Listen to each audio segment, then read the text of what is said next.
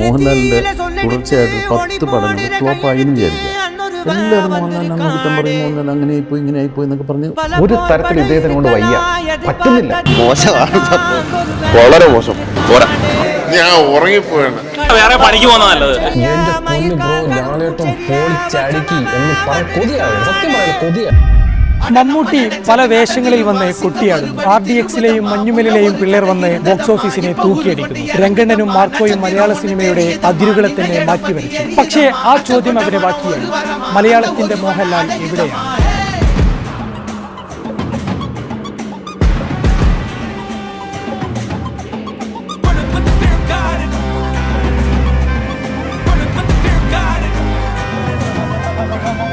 Lalettan is back.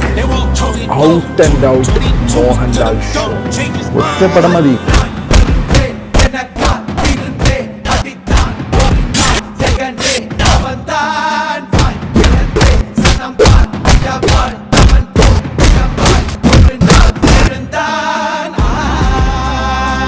ഓളിച്ചടങ്ങിയിട്ടുണ്ട് ലാലേട്ടൻ.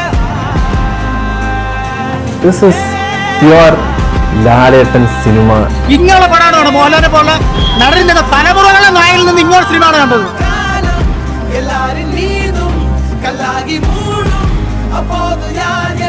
ലാലേട്ടന്റെ അഭിനയത്തിന് കൈയടി.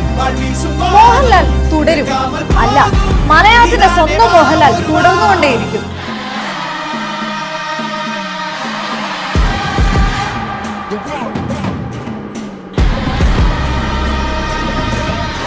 നിന്റെ കൂട്ടത്തോട് പറഞ്ഞേ ഒറ്റ വീണ്ടും കാട് കയറിയുന്നു. റീ റിലീസുകളിൽ ഏറ്റവും അധികം നേട്ടമുണ്ടാക്കിയിട്ടുള്ള താരം ആരാണെന്ന് ചോദിച്ചാൽ അത് നമ്മുടെ മോഹൻലാൽ തന്നെയാണ്. സ്ഫടികവും ദേവദൂതനും മണിച്ചിത്ര താഴുമൊക്കെ രണ്ടാം വരവിൽ ഏറ്റെടുത്ത ചിത്രങ്ങളാണ്. എന്നാൽ തിയേറ്ററിൽ ഉത്സവാന്തരീക്ഷം സൃഷ്ടിക്കുകയാണ് ഛോട്ട മുംബൈ. ലാലേട്ടന്റെ ഇനി അടുത്ത ഒരു കുറെ കൊല്ലത്തേക്ക് നോക്കണ്ട, ആ രീതിയിലെ പോക്ക് പോകണം. ഞാൻ വരും, തൂണ് പിളർന്നും വരും, സംഹാരത്തിന്റെ അവതാരമായി അന്ന് ഞാൻ വരും. 500 കോടി ഗ്രോസാണ് മലയാളത്തിൽ ലാലേട്ടൻ ഈ വർഷം അടിച്ചിരിക്കുന്നത്. മോഹൻലാൽ തുടരും.